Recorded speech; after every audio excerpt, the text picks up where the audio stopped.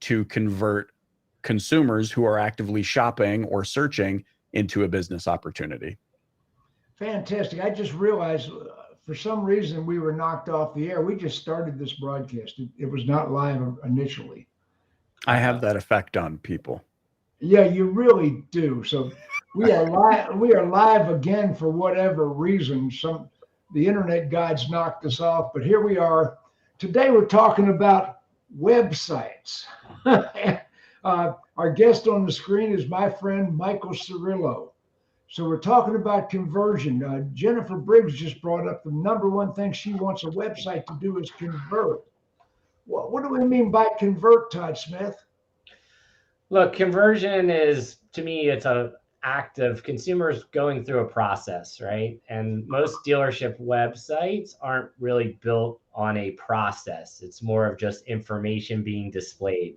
When I think of processes, I think more of like a funnels, click funnel, or some type of process where you're moving a customer through it. You could even say digital retailing is probably the beginning of a process funnel for automotive, as they're getting integrated into car dealer websites. So when I think of conversion, it's that, moving customers through a process to an outcome. So, okay, moving customers through a process to an outcome. Bobbie, what is your thoughts? Well, so conversion at its most basic is what happens when a user completes a desired action that you've set up, a call to action, a lead form, a phone call, whatever that point is. The next level of conversion comes when they complete an automated step or when you contact them, right? That's different. But as far as website goes, we don't care what the aesthetic is. Yeah, we want it to look nice and be simple to use. But the truth is, if it's nice and simple to use, the conversion rate increases. Because you need to be able to give the customer what they need, what they want, and then you have to tell them what you want to do next. And a lot of times we see people say with websites, like, my website's not converting. And then you have somebody who called in that knows nothing about websites or has any kind of analytics access and says, I don't like this button. Let's change it. Let's change the color. Color matters in CTAs, and conversion matters when it comes to the site. So you have to give that next step. So anyway, what I'm getting is conversion to most people on the panel today basically means the customer must click on something. They've got to do something. They got to fill out a form. The customer must perform some action to call it a website conversion. Is that pretty much what we're talking about here, Geno? Well, when you're looking at conversions, we got to be very careful who's giving you the data on conversions. For me, a conversion is PII. Okay. I need personally identifying information, right? Whether it's a form submission, a phone call, a chat. Those are some of the ways in which I'm going to get real conversion. So some of the folks out there selling some of that snake oil out there will tell you that you're getting all kinds of map views and you're getting all kinds of that's where I want this broadcast checks and things. Yeah, how about VDPs as a conversion? Yeah, so we're out on that. We're in the PII world as far as conversions are concerned, and that's important. You know, the thing that kind of sticks out to me the most, especially with the inventory crunch that we've had for, I don't know how long has it been. It feels like we've been in this situation for quite some time. But what kind of economic value are we giving to our clients right now in regards to what we do, right? What's our differentiator? And here at Qvale Auto Group, we call it the Qvale way. And everything bought and sold has a story well told, and we tell that story, whether it's in our service department, our sales process, how easy it is to purchase a vehicle. Because let's be honest, there's not a lot of vehicles to look at right now. I mean, we bulked up on used cars, but as far as new car inventory is concerned, there's not a lot of vehicles. So we have to kind of, which I think it's kind of a benefit, it's an opportunity. We got away from these, you know, like Michael was saying earlier, this picture book thing, and we turned it into almost like a resume of why you want to do business with us. Fantastic. Jeff Glackin, what's your thoughts? I think he nailed that one. I was hoping somebody would say that, Geno's saying, you really, I think, have to tell the story and give the shopper confidence to fill out that, you know, take that action, fill out the form or whatever, reach out to you. You see too many websites out there where they think conversion consists of 10 calls to action on a VDP or whatever. It's not the button. It's giving the consumer the confidence in you and your organization that you're going to provide them what they're looking for, period. Like the button. That's what I was going to ask Jennifer earlier. What constitutes the measurement of a VDP? Of a conversion? So I set up conversions in different buckets, right? There's low funnel conversions, which are going to be your lead forms, chat, text, phone calls.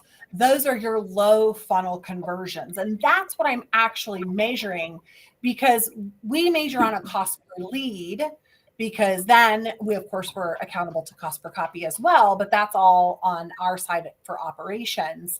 But for my website, I need to make sure it's converting, because I'm spending a lot of money to drive traffic there. So I need to be able to measure that in a cost per lead. So phone calls, chats, text, and then form fills, if you are still getting form fills.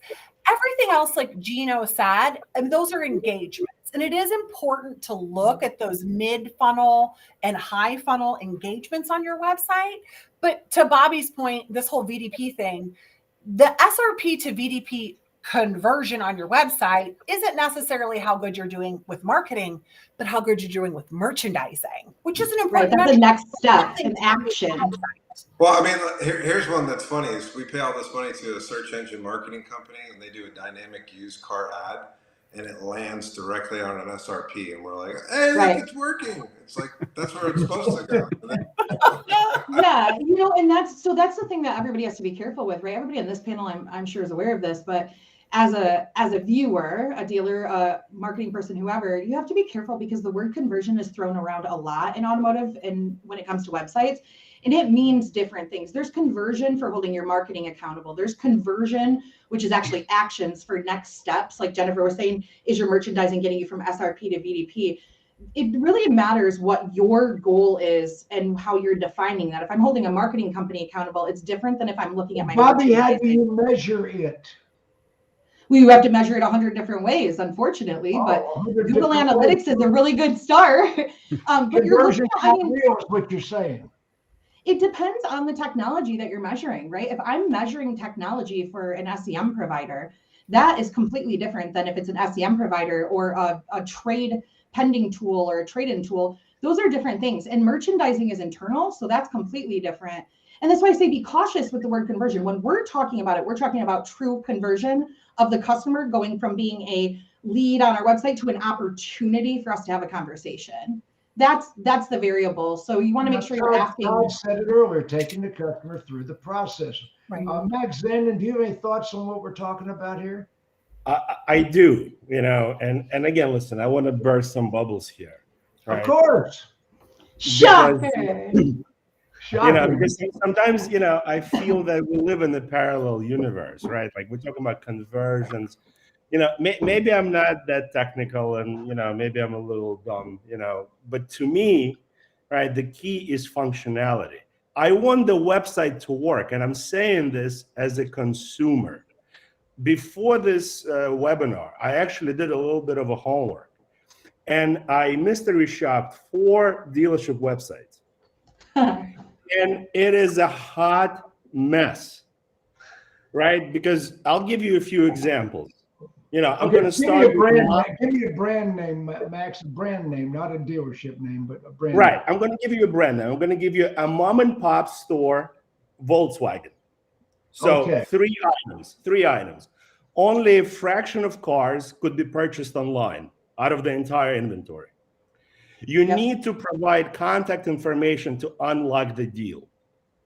Parts search is not working properly. I searched for tires and wheels, and the first search result was a cargo light. Wait a minute, wait, what? You searched for tires and wheels and what? And the first none of us are surprised by this. Was a cargo light. Okay. Yeah, because it's probably pre-sorted to lowest price. Right. So next item is something that's near and dear to my heart is F&I, right? They had F&I brochures on the website for the products that cannot be sold in that particular state. No big deal. and there were no prices or price ranges offered, right? So that's the first website. Second website is one of the largest Toyota dealers in the entire country. So the first thing you get is a pop-up to collect your information, and it says, if you're serious about your next purchase, you want to unlock internet pricing, fill out this form. This got to be a joke, right? Then they actually display maintenance prices, but they don't display repair prices. Can we pause for just 1 second? Because Max, I don't want to lose what you just said. And there will be people that can test me on this, but there's no bias here. This is just straight up. That unlock for pricing stuff. One, that is the ability to prove that a marketing company or a tool created a lead source. But here's the biggest problem with that. Outside of customer experience, you are creating an objection to pricing for when the person contacts the customer. Wait a second. Do not do it. Toyota Wait a and minute. BMW both have Right that now. pricing. But The both price of is those what? OEMs have $5,000 maps, over a sticker. so it's a requirement. What are they unlocking? What are they unlocking so they can find out what the addendum is? Like, Well, Right, yeah, and that's the well, thing. right And now- Jennifer's right. Jennifer is right. There are OEMs that require that. So what I'm saying to you is whether you are or you're not, do your research. But requiring somebody to put in lead information to unlock something creates, one, an objection, and two, creates opportunities that aren't ready yet and wear down your team. That's Right. just the fact of the matter. So the wait a next second, item. everybody stop a second. Did Max just say that to get any information, we had to fill out a form? We had to stop and give the information To the get dealer? special pricing, not to Correct. access the website. What? Right. What? So Shocker, there's no such thing as special pricing when you fill it out. Yeah, but that's still common on every website. If you want the best price, you fill out the form. You want to get it's the not deal. common on Carvana. Wait a It's not minute. common on Vroom. It's not common on Amazon. I mean, guys, let's be No. serious here. Are we competing with real people? Or are we competing with incompetent people? Well, what I love about this is because Max get is a the marketing best price, guy, we you get a have to perspective from the fill out a customer. But I'm giving you guys a customer's perspective. Right, On the same right. on the same Toyota's website, you cannot buy parts online. You can fill out a form and request a particular part. I love the shock and horror that's happening right now. Right? I mean, next, because we know, and there's guys, how about this? Next is a factory highline store, right? A Okay. factory highline store. You need to fill out a form in order to get the price or buy online. They display 0 F&I products, and you cannot buy parts online, must fill out a form to order. And final website that I mystery shopped is a publicly owned Toyota store in the state of New Jersey. No prices of new vehicles displayed at all. You have to click a button that I know says what store click that to is. check availability. No F&I products displayed. Schedule service widget does not work, and search for parts does not work either. Let me So go to Geno a second. Max, hold the thought. Geno, Yes. what are you hearing here? I think Max has got some frustrations for sure. They're I love warranted. Max always, when I've been on these wonderful presentations, always looks at it from the customer's point of view, and I get it. And he's a demanding customer, right? I think some of the things that he's looking at or looking for are correct. Like if we can't display parts or there's an ability to purchase parts, it's very frustrating for a consumer. And then, we lose that economic value that I was talking about before. But Max also has to understand that the manufacturer has put us in this position not to be able to use our websites properly, right? Well, and I was going to Well, say, but I Like, love I it. can't- Like, I can't Gino, I switch agree with you my Audi wholeheartedly. site to Dealer FX site, or I can't switch my Audi site to a Dealer Inspired site. It's dealer.com.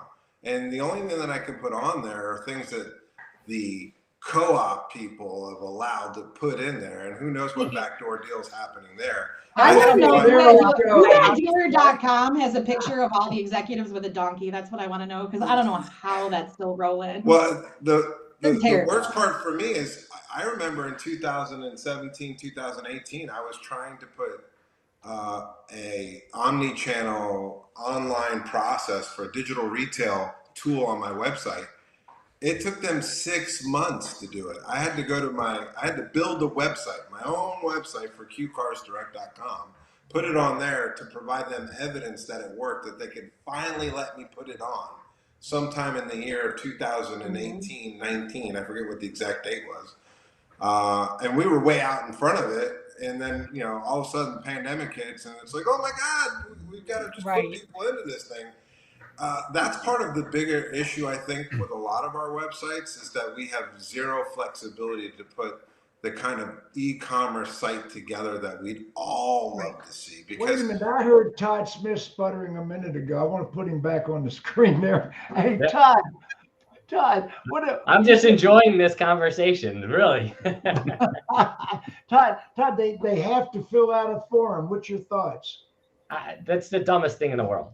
So I don't know what business you walk into that you have to fill out a form to get information anymore. And look, this is it's more of an interesting mental exercise. I view we lived in there have been 4 stages, right, of our growth as the world, right? And we went through our hunt and gathering in medieval times, and we got to this industrial age, and now we're transferring into the information age. And the problem is we still look at websites like we're in the industrial age.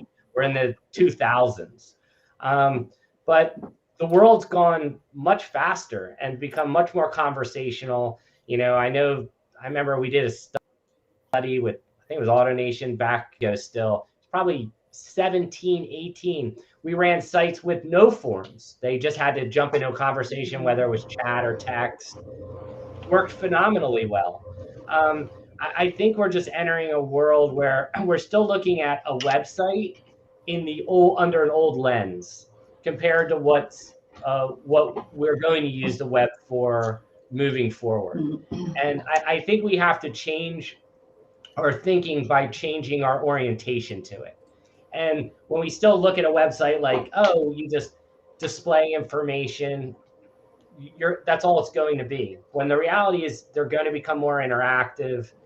They're going to allow the consumer to move more of the journey online through a process that the consumer is comfortable with. And right now, that's still a fraction percentage, right? 5%, maybe 8%, but it's still a low number. And I equate all of the digital retailing to the birth of the elevator, where when they first put an elevator out, people always took the stairs still, 1 out of habit and 2 out of fear of the elevator.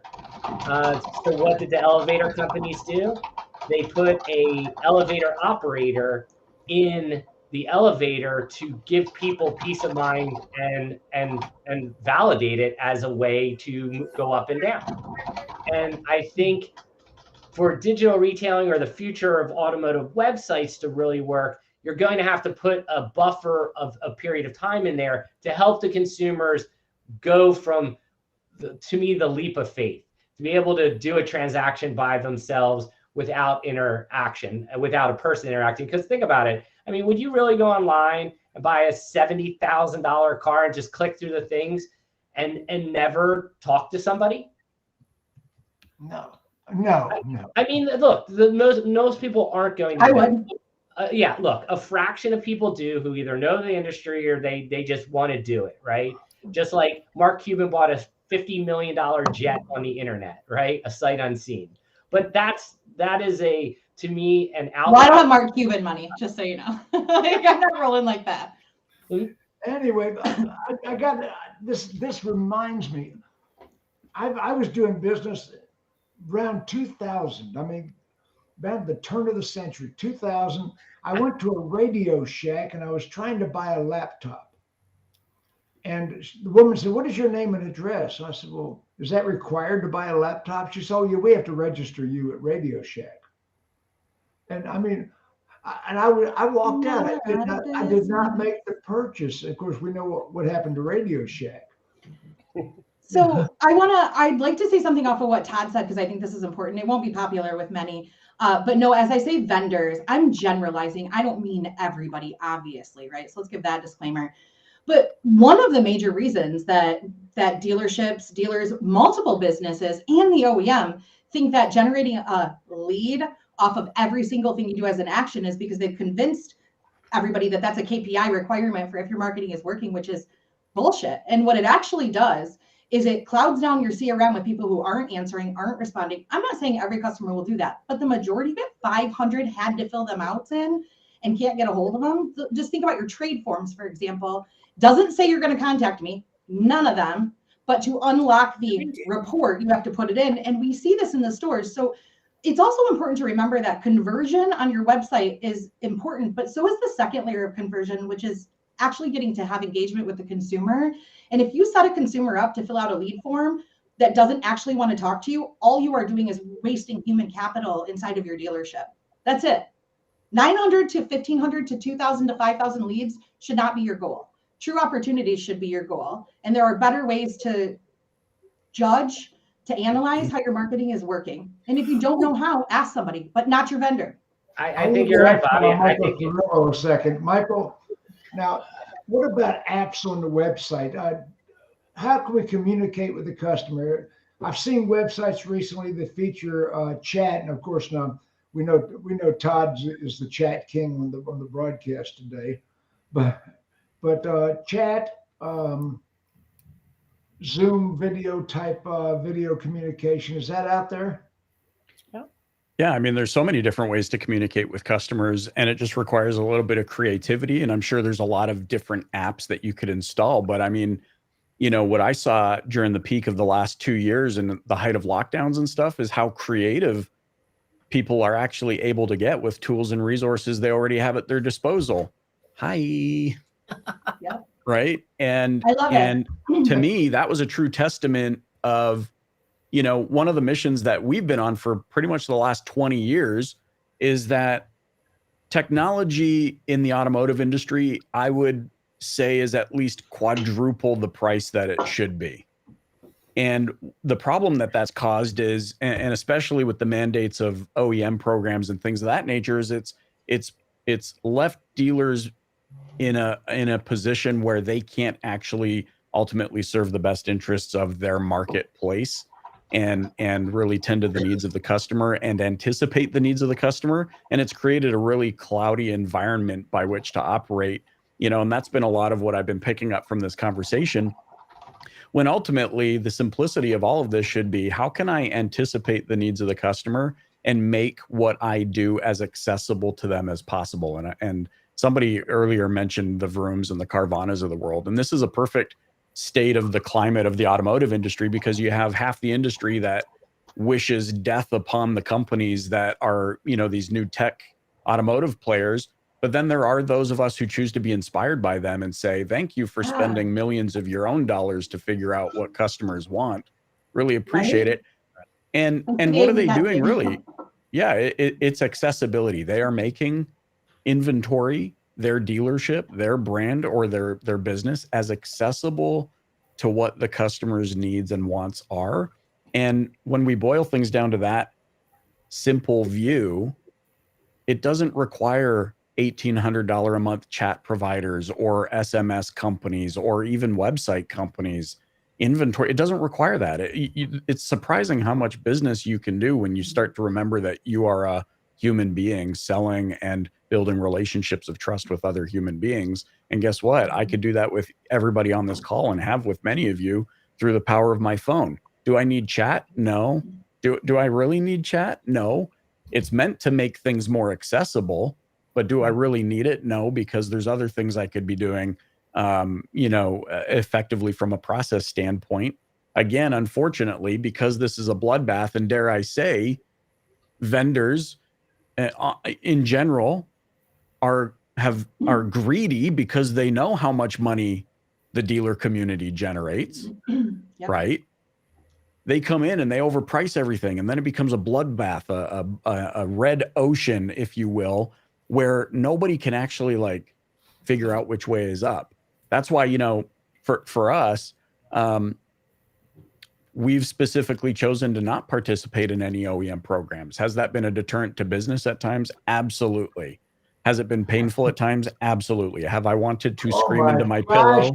Absolutely. How many products have we seen ruined, just absolutely ruined when they go through OEM approval? because they're not scalable and ready. 100%. The OEM dictates everything, and they're not even really qualified to know how to do that. And it happens all the time. I tell every dealer, let's worry less about if it's co-opable and more about if it's effective. Absolutely. 100%. I agree with that. And here's one last thing I would just add to that. If I could just add this one last thing to that. So my whole point in saying all of that is because this bloodbath of kind of greed and money and what can dealers afford kind of became the driver. You do have crappy tech out there. You have overpriced tech out there, but it's ultimately not serving the best needs of the customer in my position of the dealer. Down. And it slows everything down and it cannibalizes it. I think Bobbie and Jennifer, you had mentioned earlier, it's who gets the credit for the lead, and that just becomes a huge issue. And I guess the point being is that's why we've specifically embarked on the mission of we're not going to participate in OEM programs, because ultimately it clouds judgment and it doesn't allow you to do the best thing for the dealer so that they can in turn do the best thing for their customer and for their market and continue to be an integral part of their communities. And so here's my point about apps. The point about apps, sorry to take over here, is during the pandemic, what did we see? We saw dealers scrapping $2,000 a month products, putting a Calendly on their site for free that linked to a FaceTime or a Zoom call. And all of a sudden they were deploying something for free that they had been paying $2,000 a month for before that, and having a much more personalized and better response for the client through their dealership website. Glackin, jump in there. Yeah, I love the talk track Mike was going down, because the OEM programs are exactly why we haven't seen much evolution in technology for 3 decades in this industry, or longer actually, but Amen. Especially with websites. I mean, I was the very first employee at Reynolds and Reynolds to sell a website back in 98 or 99 or something like that. And I haven't seen much change since. And it's because they're not selling to the dealer anymore. None of these website companies are selling to the dealer. Their customer is the OEM, and they don't give a damn if it serves the dealer's need. They're getting, and in their defense, like Michael hit on, they're only getting a third of what they were before they jumped into that program, because you got the OEM that gets their cut, you get the middleman that gets their cut, and then the vendor, which owns the technology, gets their small little piece. So you see websites that were $600 are now $1,800 because they need to make their money. But the OEM, but you still have a $600 website. Industry. Yeah. Amazing. Absolutely amazing. Bobbie, you're on mute. Jim, I want to jump in here and say, it's very convenient to blame everybody, OEM, the tech provider, right? But at some point, you got to look in the mirror, right? At some point, you got to say, I don't have parts to sell, but my website doesn't let me sell parts. And that part cracks me up. I'm a previously certified technician. I would never ever go to a website to order parts. I just wouldn't. Exactly. That's why you need to enter in the VIN number. There's super session. All that stuff comes into play. You'll have people entering their license plate number in the spot where the VIN's supposed to go. Yeah, but you know what? Think about for a minute, like trade pending is genius on how I can put my license plate number in and it will pull up my VIN and all my information for me. I love that feature. But again, we always have to remember we're trying to market the right message at the right time with the right style to everybody. So where I might shop online and somebody else might not, it needs to be an option to contact and purchase either way. I also wouldn't order parts online, but I would like to be able to easily schedule the service appointment for it to tell me the parts that were needed and the delay that might occur, and then allow me to schedule a pickup of my car. I would love that. Absolutely. That's a basic.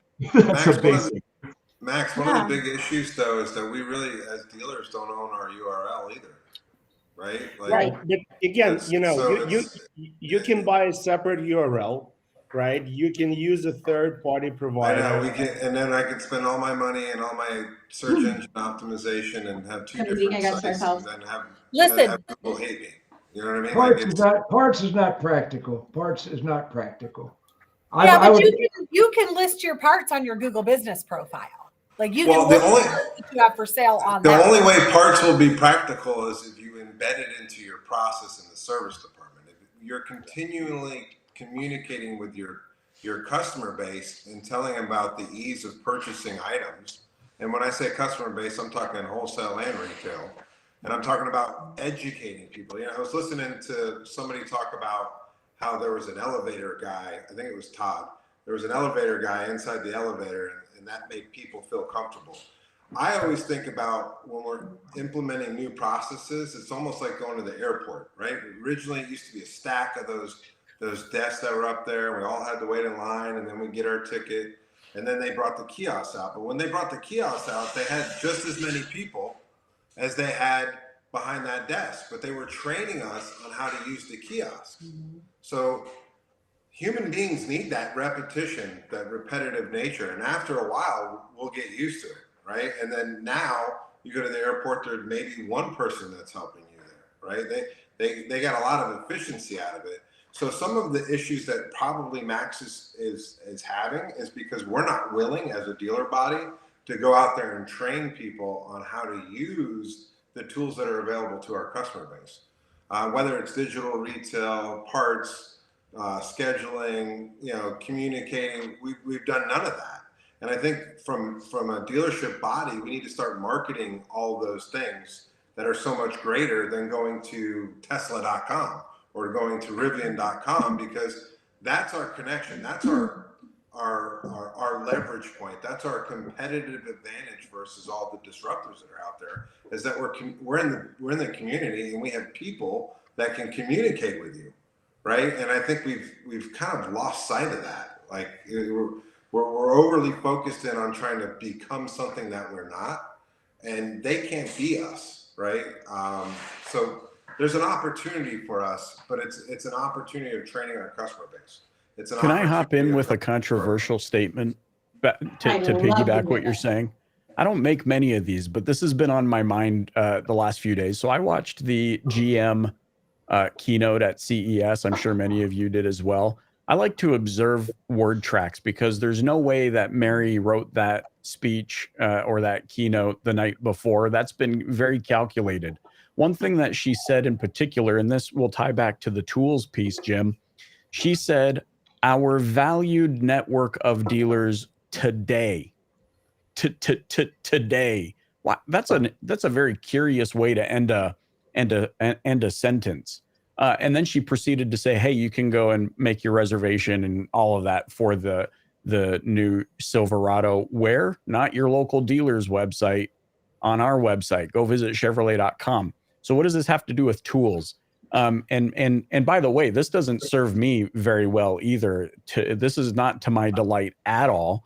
But I would suspect that they're hoping more and more dealers will adopt digital retailing tools because they know so many of them are just going to take that as every other tool over the last 30 years, like Jeff was saying, because it promises to lasso the sun, the moon, and the stars. But they know full well that majority of dealerships replace dealership with any business with some fancy tool is not going to utilize it with a back-end process sufficient enough to make it make any difference. And where's that going to lead the consumer? Back to the OEM website, where they've invested gazillions of dollars in marketing to get people to have that Carvana-esque experience. The only problem I would tell you, because I sit on quite a few different panels with some of these manufacturers, is that big and dumb run hand in hand, and I hate to say that out loud.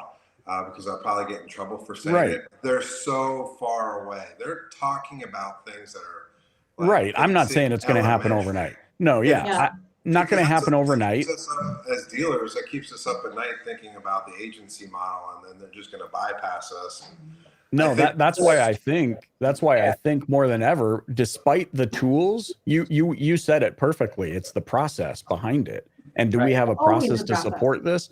And that's kind of the look in the mirror thing that I pick up from Max, but also it highlights the fact of where consumers are headed. And one of the things that we can do with our website without any tools on our website is to let our markets know who we are, what we stand for, what is our brand. Like, brand is going to be more important now than it ever has been, and these are all things that you can do through your website without any shiny tools. And to your point, Mike, brand is experience, and experience is process, right? So Love Yeah. it. And you know what, I- Geno, if you ever need something said that you're afraid you'll get in trouble for, as long as I agree with you, I'll stand on the rooftops and shout it for you. Yeah, she does it for me Todd- all the Todd's time. been wanting to jump in So, here. Todd, Geno and Michael, do you think that dealers are the elevator operator helping the OEM to transition to a future where dealers would be less of the, let's say less of the sales process for their products? And now I don't they're think it's going to using happen us overnight. Nothing happens overnight. But Not yeah, intentionally, we're not. I think there is a piece to it. It's like there are groups of people that think that somehow the pandemic is what made all the OEMs want to go autonomous and EV. No, they've been talking about this for decades. Right. They know this is where they want to go. Todd, this is what I will tell you. So The remora has a vested interest that the shark lives. Yeah. Do you understand that? If you're a seafaring person, you understand what the remora is. The remora and the shark have a symbiotic nature. So if you push back as a dealer network and a dealer body against all of the advancements that customers want, and there's like a complete focus, like, hey, we're XYZ manufacturer dealership brand, and we're not going to do digital retail, and we're not going to give customers what they want, those customers will leave and find the dealer network that's more progressive. And then all that work that you put in trying to fight off your death will actually increase it. It will multiply it because consumers are going to go where they want to go, right? Like water finds its way, and consumers will find people who are progressive and giving them opportunities to purchase things with more efficiency and less friction. And I think the most So important yeah, we thing have to for be us that to elevator do. operator. What's that? I think the most important thing, and I love what you're saying there, Geno, but I think we have got to start driving the bus on our own websites. We can't just leave it up to the OEM to force a site down our throats and that doesn't convert and doesn't perform. So we have to buy all these additional widgets to tie into it. And trust me, I talked I think we weren't airing it yet, but I mentioned our form conversions go up every year, but that is with the assistance of conversion widgets and different tactics there. But I think it's important, and Geno made a comment earlier about Audi and co-op, and I'm very lucky that my Audi store, we don't participate in co-op. So we get a lot more latitude, and we are setting the tone for Audi Digital in our region on what you should be doing on a website. They now ask to sit in on every single one of my digital marketing and website calls. Which, thank God, because like real life example of what we're talking about, you think about what just changed with FCA and Stellantis. I got a call from a client 2 weeks ago that said, hey, because we do marketing matchmaking for dealers. And so I get these calls that said, hey, FCA said they're shutting off the co-op for our website if we don't change from AutoFi to eShop. So I get on the demo for eShop to look at it. First of all, they're getting great results from AutoFi. That's not going to be everybody, but they really are. And eShop would be a downgrade to maintain the co-op. And if you have two competing products, and we're still in the middle of battling with them to resolve this. And that's where it gets frustrating, I think, with the OEM a lot of the time. Shift Digital knows what they're doing. Well, that's not Shift anymore. Listen, that's Internet It's brand. not Shift. It's the fact of the matter know. is it's who's the best salesperson that's selling it to the OEM, because I go with dealers to these meetings and sit in them with them when products and partnerships are being announced. And I question nonstop because that's my job. And I can't tell you how many times somebody has said to me standing in front of that room, we're about to bring in the guy who can explain it. You mean the top salesperson in the company? Okay. The guy that And can look, explain more it. power to you, but there should be different levels of accountability for what products that you have to choose. The truth is you have to control the controllable. So it doesn't matter how much we don't want it to be a thing. It's a thing. So if you're a dealer, you got to control the controllable. Go on and do what Max did. Mystery shop your own star. Is it still possible to have a secondary website other than the OEM mandated website? Yes, in most cases, but here's the problem with that. You are competing against yourself in two of the That's top horrible. two categories, which is SEO and SEM. So the choice isn't there I at know. that point. You just I build know a that. bomb that's Google My Business and you roll with it. Right. It used to be a lot easier to strip out the OEM site and bury it with a vanity website, because trust me, that's how I dominated Detroit. Nobody wants a CDK site, so we stripped it, buried it, ran our own. We did also have our own fixed operations websites as well, but it's becoming more and more difficult. I know we've run into this with Ford Direct recently, and they really wanted to push their site, and we ended up just saying, fine, take the franchise back. We don't want it. They backed off. Most dealers don't have that luxury. Yeah. Oh my gosh. But that's controlling the controllables. You do have the luxury. You do have the luxury of reviewing your website from a customer perspective. Well, again, listen, I think I'm much more practical, right? And when you buy a dealership, right, you want to not just buy a sales department. You want to buy an F&I department. You want to buy a service department and a parts department, and maybe even a body shop, and maximize each and every revenue source. And in the current market environment, where majority of dealers are lacking inventory, to me, it's mind-boggling when they are not focusing on getting service business. They're not focusing on getting parts business. Right? Parts is not practical, Max. Parts is not practical. It'll never be practical. I strongly disagree with you, because if you're really serious strongly disagree because you don't know what you're talking about.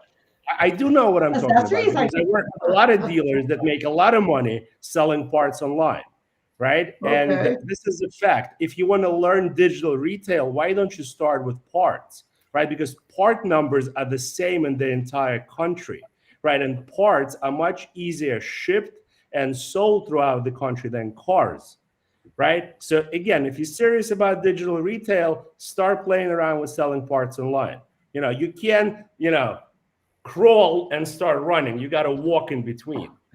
So please, let's be serious. Parts is the way to go, and it's extremely practical. Let's crawl first and let it take us a few years. weeks to get a Facebook pixel installed. Let's crawl there first. Right. So if you go to Max's YouTube channel, he'll be saying his Parts for You. It comes out now, the new book. That's right. Parts. Tell you what, the SEO would be easy on it. Okay. Max, if it'll make you feel better about buying some parts online, you can visit AudiIndianapolis.com. Listen, I had no doubt that That's why she's in my the best store friend. where Jennifer is located, Brilliant. everything is, up to speed.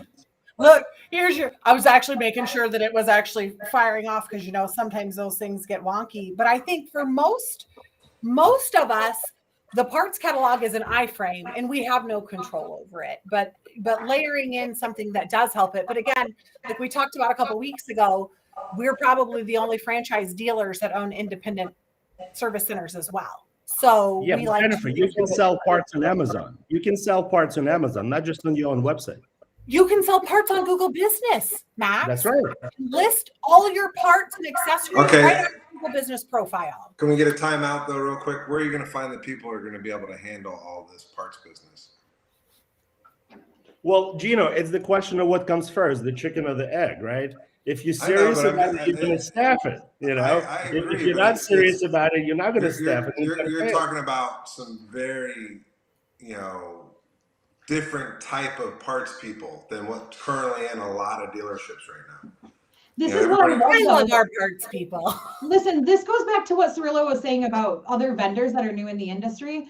We get a leg up here with Max because he still has the customer perspective and he doesn't know the objections and the roadblocks that we face. So to him, they don't exist, which is awesome because they really shouldn't. But we know that they do. So there's a compromise there and an availability where we can be inspired to try something new. No, I think it's brilliant that Max comes on and learns these other things that aren't normal to him because we take so much from those conversations. I'm trying and to a lot get of people in it stirred dealerships don't up know. here. Pineapple. Okay, so wait, we've talked about OEM websites, we've talked about digital retailing. I want to add, because we touched on it a little bit, on you should be defining your conversions. I want to come back to the measurement of your website. I think Bobbie had said earlier, don't take your vendor's word for it. But if you're not using Google Analytics or some type of analytics to actually measure what's happening on your site, then, I mean, none of this really matters because you can't measure it. Right. And a vendor and a partner are not the same thing. A vendor and a partner are not the same thing. Let me make that very clear. Your trusted partners that you're learning from, who are teaching you things and who can show you the steps to get there, that's not a vendor. That's a partner. And those aren't the same thing. Yeah, we use two partners, strategic partners. We use one, which is our attribution tool, and then the other one, which is kind of categorizing and indexing all of the events, so to speak. So I look at one, which is VistaDash, kind of will sit there and tell me all the events that are currently happening. And I look at that and say, that's the game film. I love that product. product. That I've done as far as marketing is concerned. And then I look at Clairvoy as my scoreboard, right? So in order for me to be able to get the scoreboard right, I need to fix the game film, the plays that are being run out there, right? So we look at VistaDash that way, and kind of tie it together in concert. And I use those two partners to literally bludgeon every one of the vendors that I'm working with, right? Because there's facts in there, right? I can monitor the traffic. I can see if they're sending me real shopping traffic, and then I can, after that, show them what not only the quantitative number of car sales, but also the qualitative, like what's the average front end PVR, what's the average back end PVR, what's my revenue that's coming in. And I agree with you wholeheartedly, Bobbie, that is something that a lot of our dealer partners are not even interested in doing. Like they have no clue that that's available to them, first and foremost. But secondly, I think they're almost nervous to jump into that world, because then they're going to find out they've been wasting money for years, maybe even decades. Well, and those types of tools are really great, especially if you don't have that analytics background. And tell people I'm actually a trained business analyst, accidental car guy, right? So for me, and starting in accounting, some of the price tags on those tools freak me out. Like, oh, I could just build a data studio report and look at that same thing. But like Max likes to say, it's not a reality for most dealers. So having tools, you like that, Max? I beat you to it. She does listen to you, Max. See?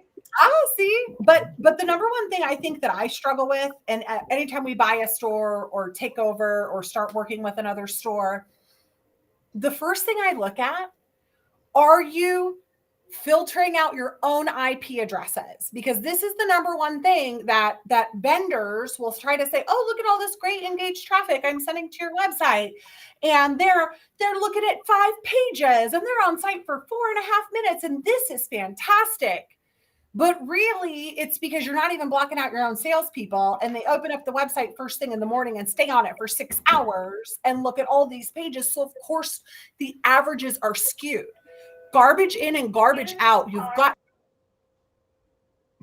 is out. Yeah, you have to know the KPI that you want to measure for each particular partner. You have to know it. Like I recently had a marketing review with a company who shall not be named, because they actually do a really good job. So that's not what I'm saying they don't do. But they were using in analytics, they had set up these goals nicely for the dealer. Wasn't that thoughtful? For hitting a VDP. Only all of their ads landed on a VDP. So that's obviously not a true conversion or a true goal. Does the information matter? Yes, it does. Does the next step matter? Yes, it does. But I wouldn't judge the KPI of that product on if it was working for conversion in that fashion, right? And why do I waste one? You only get 20 goals in Google Analytics. Why waste that on the VDP conversion when most inventory management systems are going to connect and show you the SRP to VDP conversion inside of like vAuto or something? Right. Well, and here's the key for dealers listening, or whatever position you're in, you can control the controllable. So if you are empowered to make a decision, hire a true marketing manager. A true marketing manager, not somebody that was promoted in the dealership who learned a little bit. I'm not saying there's anything wrong with that if you're giving them the tools, the research, and the training they need. I'm just saying, because look, that's how half of us got here. Right. But invest the money. Why are you spending hundreds of thousands of dollars a month and handing all of that money to somebody who doesn't know how to gauge it or how to effectively spend it and be empowered to make those decisions? That is silly. It makes no sense. Or find a partner, a true partner. No, Bobbie, because it's co-opable. Co-opable. I get so sick of dealers telling me I had to. it's a really crappy vendor and they got really crappy results, but I get half of my money back from the manufacturer. You're spending half of your, people have to stop looking at it like I'm getting half of my money back and start thinking I'm investing thousands of dollars into something that is ineffective and doesn't work. And it's taking my customer back to the OEM site where ding, ding, ding, other dealers are listed. If you were using AutoFi and AutoFi was doing a good job. Yeah, AutoFi has done a great job for me. They've actually recently shook up their leadership there, and I've used them in a couple different stores as a beta and in real results to compare them. And I'm getting really good results from them. But that goes back to process. So when because they spend an intensive amount of time training the store when they onboard to make sure that they're ready to meet that digital shopper, meet the expectations, and make sure we're not letting people down. Not every digital retailing tool does that. I'll tell you the results were so strong for this dealer that we compared it to that I told her go up, go shove it. Bobbie, the manufacturer made you go with another vendor? I didn't, and I'm not going to. But they tried to, yeah. What was that pressure based on? Well, it's based on Stellantis choosing that as the preferred vendor. And mostly it's because there's still a large percentage of dealers who either don't have the product as a digital retailing tool or have an ineffective one. So, I mean, their hands are kind of tied to say like, hey, here's your decision, which is why there should be brackets. Right? Like we didn't go for it. I'd rather spend the $5,000 on the website a month and get an effective result than waste $2,500 to get nothing. Well, guys, we got a 3 o'clock deadline hitting up on. It's almost 3 already. Already, yeah. This was a great topic. 2 minutes. It's a great topic. We had a situation where the stream blocked off for about 2 minutes in the beginning. So I don't know how many viewers we lost, but don't worry, the whole thing got recorded. So what I want to do right now, I will have this all over social media, and let's everybody. Bobbie, what's the last couple words? Now, that's a key sentence here. Couple words you want to say to the audience? Because I keep it fast. Control your controllable and mystery shop your website. Do what you can to know what you're doing. What do you want to say to the audience, Todd? Just really happy to be here. I think I learned a lot, and there's a lot of enthusiasm around website design and what should come out of it in this coming age. So it's great. We'll have you back.